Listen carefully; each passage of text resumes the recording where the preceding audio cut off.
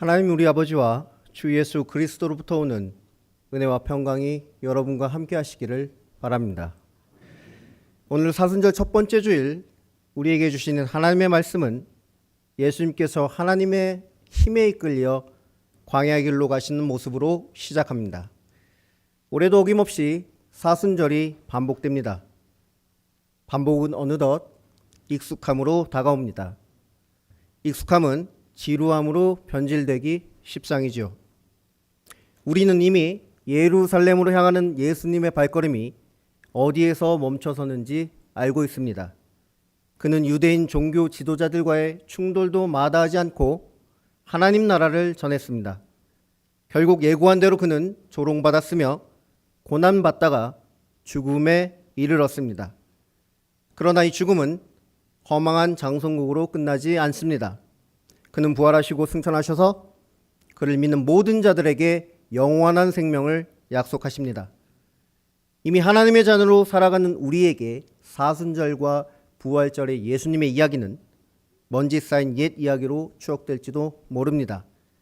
이렇게 반복되는 익숙함이 지루함으로 추억되어도 아무런 문제가 되지 않습니다.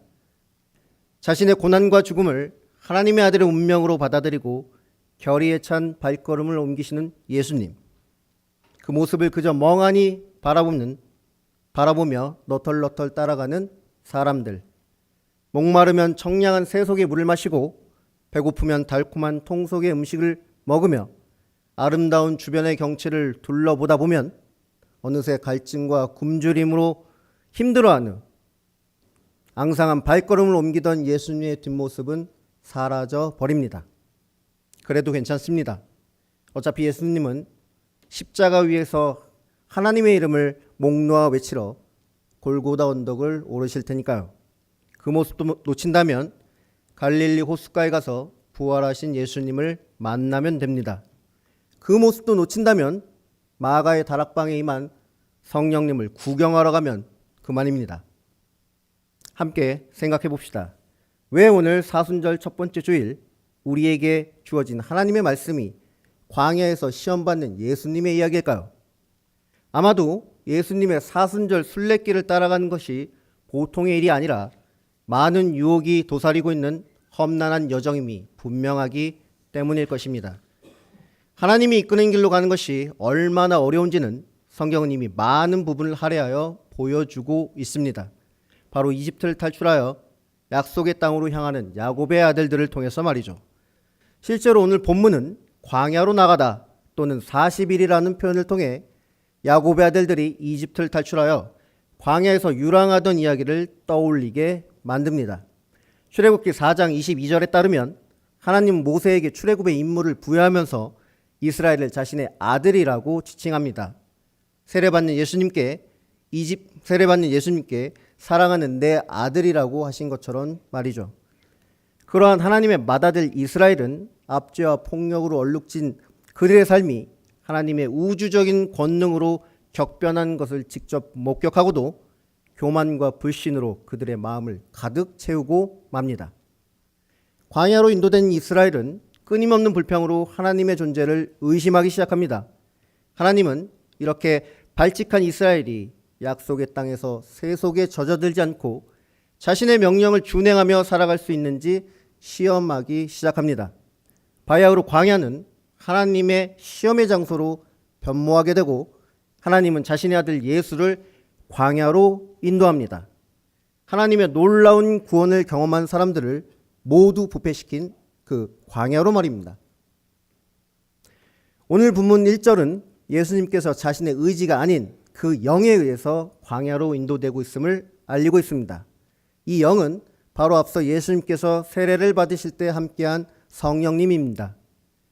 묵묵히 따라 나서는 아들의 모습은 그가 아버지께 순종하고 있다는 것을 상징합니다. 예수님은 하나님의 아들의 지위를 가졌다는 우월한 마음에 사로잡히지 않았습니다. 오히려 그가 부여받은 모든 지위와 권한이 하나님께 있음을 드러냅니다. 앞으로 펼쳐질 시험은 마귀에 의한 것입니다. 본문 3절에 의하면 이 마귀의 정체는 시험하는 자입니다. 신적 존재로서 특정한 귀신을 지칭한다기보다는 하나님의 뜻을 행하려는 하나님의 자녀들을 하나님의 길에서 이탈시키기 위해 끊임없이 노력하는 모든 세력을 가리킵니다. 첫 번째 시험은 예수께서 행하신 40일의 금식과 관련되어 있습니다. 하나님의 아들임을 다시 한번 자각시켜주면서 마귀는 극심한 배고픔에 시달린 예수님께 돌을 떡으로 만들어 보라고 요구합니다. 마음만 먹는다면 예수님에게 이것은 충분히 가능한 일입니다. 마태복음은 초자연적으로 양식을 공급하는 예수님의 모습을 여러 차례 증언하고 있습니다. 빈들의 말씀을 들으러 나온 5,000명을 5개의 떡과 2마리의 물고기로 배불리 먹이셨습니다. 또한 예수님을 따라다니느라 사흘을 굶주린 4,000명의 무리들을 7개의 떡과 2마리의 작은 생선으로 먹이시기도 했지요. 마귀의 요구는 명백한 시험이었습니다. 왜냐하면 그것은 하나님의 아들에 대한 정체성을 무너뜨리는 요구이기 때문입니다. 앞선 세례받은 예수님의 이야기에 따르면 하나님의 아들됨은 하늘로부터, 즉 하나님으로부터 위임된 것으로 하나님과 친밀하게 연합할 때만 인정받는 지위입니다. 마귀는 이러한 하나님으로부터 부여된 지시에 대항하라고 요구합니다. 다시 말해 광야에 나가서 금식하라는 하나님의 의도를 무시하고 자신에게 부여된 능력을 독자적으로 사용하여 자신이 하나님의 아들임을 과시해 보라는 유혹입니다. 이것은 하나님과의 친밀한 관계를 스스로 파괴하는 행위이며 동시에 굶주린 가운데 생명력을 공급하시는 하나님을 불신하는 행위입니다. 예수님께서는 신명기 8장 3절의 말씀을 인용하여 마귀의 유혹을 단호히 거절합니다.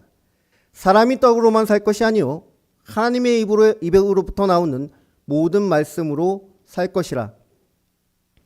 신명기 8장은 삶의 번성, 생명의 유익, 인생의 방향이 전적으로 하나님께 달려있음을 선포하고 있습니다. 이어서 모세는 이러한 신앙적 원리를 가르치기 위해 하나님은 이스라엘을 광야로 내몰아 그들을 시험하고 하나님의 말씀대로 살아가는 훈련을 시킨다고 말하고 있습니다. 따라서 말씀에 순종하는 삶은 단순히 하나님의 꼭두각시로 사는 것이 아닙니다. 그것은 삶의 원동력이 창조주 하나님께 있음을 인정하는 신앙 고백이자 우리의 인생의 주도권이 구원자 하나님께 있음을 인정하는 영적 순종입니다. 마귀는 신명기의 말씀으로 반박하는 예수님께 대항하여 이제 말씀으로 예수님을 시험하려 합니다. 마귀는 시편 91편 11절 이하의 말씀을 하나님의 아들을 향해 특별하게 의도된 약속의 말씀으로 전환시킵니다. 그 말씀을 근거로 거룩한 도시의 성전 꼭대기 첨탑에서 뛰어내릴 것을 예수님께 종용합니다. 이런 얼토당토 않는 마귀의 요구는 단순히 하나님의 도움을 구해보라는 시험이 아닙니다. 마태복음은 이미 위기에 빠진 아기 예수를 도와주는 하나님의 모습을 그리고 있습니다. 아버지 요셉의 꿈을 통해 혼전 임신이란 윤리적 위기에서 해결 방향을 제시해 주시고 살해 위협이라는 무자비한 현실에서 피할 수 있도록 보호해 주시기도 합니다. 이러한 맥락에서 볼 때 하나님의 아들의 위기 상황에서 하나님의 보호와 도움을 구하는 것은 무리가 아니죠. 그러나 하나님의 아들이 하나님의 보호와 도움에 의지한다고 해서 그것이 곧 아버지 하나님께 무조건적인 기적을 요구할 수 있다는 것을 의미하지 않습니다. 특히 악의적인 의도로 자신의 능력과 지위를 과시하려는 경우에는 더더욱 그러하죠.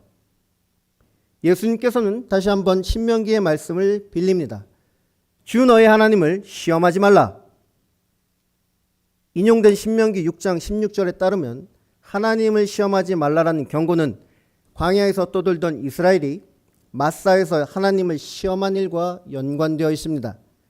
출애굽기 17장은 메마른 광야에서 극심한 갈증에 시달리는 이스라엘의 모습을 묘사하고 있습니다. 얄팍한 인내심이 한계에 다다르자 야곱의 자손들은 모세와 다투기 시작했고 급기야 모세에게 돌을 던지는 지경에까지 이르게 됩니다. 결국 하나님은 이러한 소요 사태를 호렙산의 반석을 통해 물을 공급하시는 선에서 무마하십니다. 신명기는 하나님을 향해 감행한 이 괘씸한 다툼이 하나님을 시험한 것이라고 말합니다. 하나님이 그들 중에 진짜 계신지 아닌지 확인하기 위해서 말이죠. 하나님이 여전히 우리와 함께 계시다면 홍해 한가운데서 이집트의 말과 말탄자를 괴멸하셨듯이 지금 여기에 우리의 갈증도 놀라운 기적을 통해 해결하셔야 한다는 것입니다. 예수님은 마귀가 하나님의 아들에 대해 오해하고 있다고 생각하십니다. 하나님의 아들은 자의적으로 설정한 위기 속에서 하나님이 그들과 함께 계신지 안 계신지 시험하는 교만을 갖추지 않았습니다. 하나님의 아들은 아버지의 뜻에 합당하지 않는 요구는 하지 않습니다. 이와 함께 마태복음은 마귀가 하나님의 구원 방식에 대해서도 잘못된 이해를 가지고 있다고 질책합니다. 마귀가 제시한 시편 91편은 삶의 고난과 해악에서 하나님을 피난처로 삼는 사람들의 신앙 고백을 담고 있습니다. 이것은 그들이 하나님을 사랑하고 또한 그 이름을 아는 것, 즉 하나님이 진정 누구인지 알고 있는 신앙을 전제합니다. 압제와 핍박의 그늘 아래 신음하는 이들을 놀라운 능력으로 해방시키신 것은 하나님의 호흡을 가진 생명들이 하나님이 구축한 창조 세계에서 하나님과 친밀한 관계를 맺고 살아갈 수 있도록 하기 위해서입니다. 그러나 마귀는 이러한 하나님의 자비와 사랑을 위기 상황에서 반짝 이용하고만 많은 마술적 행위로 격화시켜 버렸죠. 하나님의 아들이거든 이라는 이 마귀의 조롱은 십자가에 못 박힌 예수님에게 자기 스스로를 구원해 보라는 빌라도 군사들의 비아냥으로 다시 등장합니다. 마태복음은 하나님 아들의 궁극적 사명이 스스로를 구원하는 것에 있지 않다고 말합니다. 그의 숙명은 아버지 하나님의 뜻에 따라 십자가 위에 올라서는 일입니다. 마지막으로 마귀는 세상의 모든 왕국에 대한 지배권을 넘겨주겠다고 약속합니다. 당연히 조건이 따릅니다. 마귀를 숭배함으로써 자신을 하나님의 아들이라고 칭했던 아버지 하나님과의 관계를 끊어야 합니다. 이것이 왜 시험인지는 분명합니다. 구약성경의 많은 부분에서 높은 산은 풍요와 보호를 관장하는 이방의 세속신들을 숭배하는 장소로 알려져 있습니다. 그러한 산 중에서 지극히 가장 높은 산에 올라 무사 안녕과 만사 형통만을 갈망하는 모습은 하나님이 가장 혐오하는 일이자 이스라엘이 끊임없이 반복했던 실수입니다. 그 어떤 형태로든지 우상을 숭배하는 것, 이것은 하나님과의 생태적 연대를 끊어버리는 것이자 하나님과의 신앙적 계약을 해치는 일이며 하나님과의 영적 친밀성을 깨트리는 근본적인 배신입니다. 예수님께서는 이번에도 신명기의 말씀을 인용하여 마귀의 유혹을 뿌리치십니다. 주 너의 하나님께 경배하고 다만 그를 섬기라. 신명기는 왜 반복적으로 두려운 마음으로 하나님을 섬기라고 했을까요? 그것은 하나님의 놀라운 권능을 통해 삶의 위기에서 벗어나는 체험을 하더라도 인간은 끊임없이 물질적 풍요를 갈망하고 있다는 사실을 경고하기 위함입니다. 한 가지 주목해야 할 것이 있습니다. 예수님께서 마귀를 이제 사탄이라고 부르신다는 사실입니다. 사탄아 물러가라! 라는 예수님의 호통은 항변한 베드로를 떠올리게 합니다. 마태복음 16장 23절에 따르면 예수님께서 사탄이라는 강력한 표현과 함께 베드로를 저지하신 이유는 바로 그가 방해하는 자이기 때문입니다. 인간적인 기준에서 볼 때 하나님의 구원 계획과는 고난은 어울리지 않습니다. 더욱이 하나님의 아들의 죽음은 받아들일 수 없는 극단적인 불행으로 보이기도 하죠. 사실 이러한 오해는 하나님의 아들에 대한 베드로의 경험적 이해에 근거합니다. 베드로는 풍랑을 잠잠하게 하는 예수님의 권능을 보았습니다. 뿐만 아니라 물 위를 걸으시는 예수님의 놀라운 기적도 보았습니다. 이러한 기적과 표적을 체험한 베드로에게 예수는 완벽한 메시아, 즉 세상을 변화시키고 악의 세력을 괴멸하는 완벽한 살아계신 하나님의 아들이었을 것입니다. 성경의 증언에 따르면 예수님을 향한 베드로의 항의는 하나님의 일을 생각하지 않는 사람의 일이었습니다. 이때부터 예수께서는 하나님의 아들 메시아의 본질적인 정체성을 드러내십니다. 율법에 대한 가르침과 병고침을 통해 종교적인 회복을 선사하는 현실적인 메시아에서 고난과 죽음을 감당하는 하나님의 어린 양으로 전환하게 됩니다. 이러한 예수님의 순례길을 통해 마귀가 제시한 세상의 권력과 영광은 초라한 것으로 전락합니다. 마태복음은 마귀와 함께 올라선 산, 부귀와 영화를 향한 욕망이 끌어넘치는 산과는 다른 모습의 산을 이야기합니다. 예수님과 함께 올라선 산은 팔복의 말씀이 선포되는 하나님의 나라이자 영화롭게 변화된 하나님의 아들을 만나는 거룩한 장소, 하나님 아버지로부터 하늘과 땅의 모든 권세가 부활하신 예수님께 전해지는 영광의 장소입니다.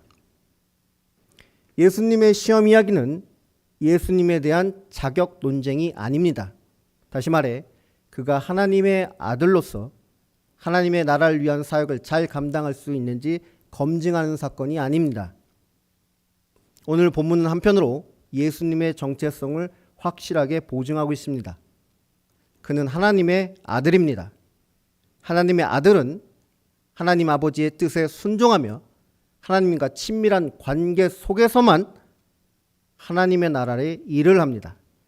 다른 한편으로 오늘 본문은 하나님의 구원사역의 본질이 무엇인지 확증해주고 있습니다. 인간을 향한 하나님의 구원은 가르침, 병고침, 이적과 표적을 보여주는 것에 그치지 않습니다. 그것은 또한 세상이 주는 영광과 권세를 손에 쥐고 나서 나누는 행복이 아닙니다. 그것은 오히려 고난과 죽음을 통해 십자가의 길 위에서 마주하는 하늘과 땅의 영광입니다. 하나님의 자녀로서 멸망하지 않고 영생을 약속받은 저와 여러분은 어떠하신가요? 때때로 우리는 세속적 욕구를 충족시키기 위하여 우리가 가진 모든 것, 지위, 학벌, 경제적 능력을 이용하여 하나님 뜻에 합당하지 않은 일을 감행할 때가 있습니다.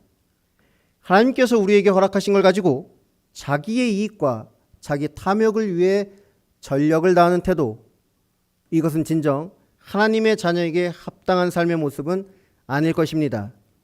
하나님께 우리의 삶의 원동력과 그 생명의 원천이 있다는 사실을 거부하고 자신을 뽐내고 자랑하려는 교만은 하나님의 말씀대로 사는 것과는 관계가 없어 보입니다. 더불어 우리는 종종 하나님의 구원의 능력을 오도하기도 합니다. 그가 베푸시는 사랑과 자비의 능력을 마술적이고 미신적인 방법으로 변질시켜 자신의 삶의 모든 문제를 해결하려고 시도할 때가 있습니다. 특히 이웃들과의 다툼에서 하나님의 화해의 능력을 발휘하기보다는 하나님의 이름으로 그들 대적하거나 저주하는 잘못된 신앙을 가진 사람들이 있습니다. 더 나아가서 우리는 이따금 자신만의 지극히 높은 산으로 올라가려는 욕망에 휩싸이기도 합니다.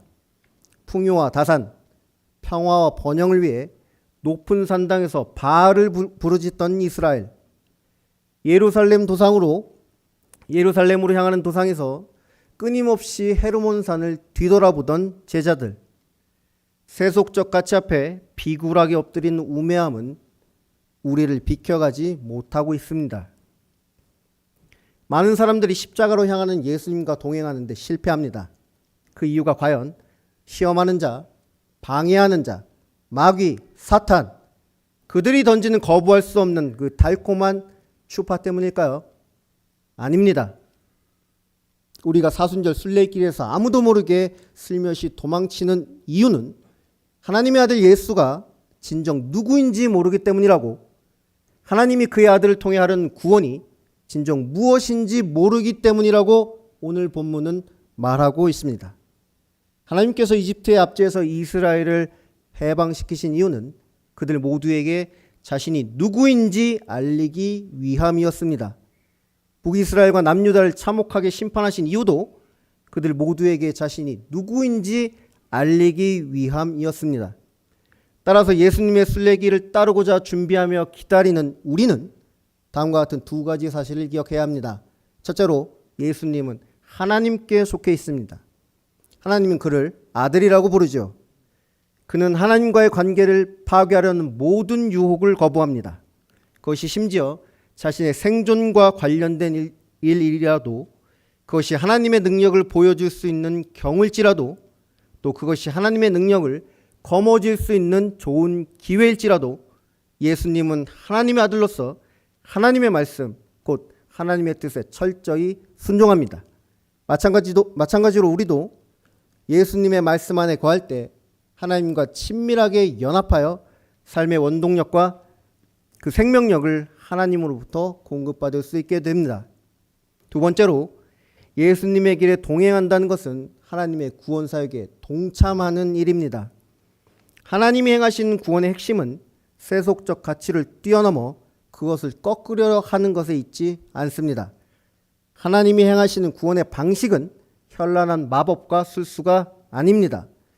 하나님의 구원은 세상적인 기준으로, 인간적인 기준으로 보았을 때 가장 하찮고 별 볼 일 없는 일로 시작합니다. 그것은 자신의 아들로 하여금 고난받고 조롱당하며 멸시받고 천대받아 결국 가장 비참하고 초라한 모습으로 모든 생명이 두려워하는 죽음의 세계로 자신의 아들을 내던지는 행위에서 출발합니다. 예수님은 하나님의 뜻을 향해 나아가는 순례의 문턱에서 결의에 찬 목소리로 초청합니다. 십자가를 지고 나를 따르라.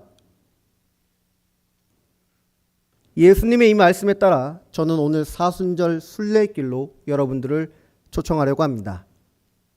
성경의 많은 증언에 따르면 세상이 선사하는 환희의 열매에는 생명력이 없습니다. 생명력을 가진 모든 호흡은 창조주 하나님으로부터 왔다는 사실을 잊지 맙시다. 세상의 죄를 지고 십자가의 길 위로 올라서는 하나님의 어린 양을 그저 멀리서 지켜보는 방관자가 되지 맙시다. 조금은 서툴고 더디지만 우리 함께 십자가를 지고 주님의 길을 따라 나서 봅시다. 그 길이 조금 버거워도 실망하거나 포기하지 맙시다. 하나님을 만나러 가는 길에 로뎀나무 아래에 지쳐 잠들던 엘리야, 하나님의 사자를 보내 그의 뺨을 어루만져 주신 것처럼 마귀가 떠난 빈자리를 하나님께서 크신 위로와 돌보심으로 채워주시기 때문입니다. 생명의 길을 따르려는 모든 사람은 자기를 부인하고 자기 십자가를 짊어져야 한다는 사실을, 자신을 버리고 예수 안에 거하는 사람만이 하나님과 연합하는 영생의 삶을 누릴 수 있다는 사실을 깨닫게 되는 대조동교회 모든 성도들이 되시기를 주님의 이름으로 축원합니다. 함께 기도하겠습니다. 우리를 한량없이 사랑하신 아버지 하나님, 우리가 예루살렘으로 향하는 예수님을 따르려고 준비하며 기다립니다. 십자가의 길을 따르려는 우리를 시험하는 자, 방해하는 자들로부터 지켜주시옵소서. 오늘의 말씀과 성찬을 통해 이제부터는 예수님의 뒷자락만 구경하는 방관자가 아니라 예수님 곁에서 하나님의 구원사역에 동참하는 하나님의 자녀로서 살아갈 수 있도록 인도하시옵소서. 십자가를 지고 영광의 언덕을 오르시는 하나님의 어린 양 예수 그리스도의 이름으로 기도합니다. 아멘.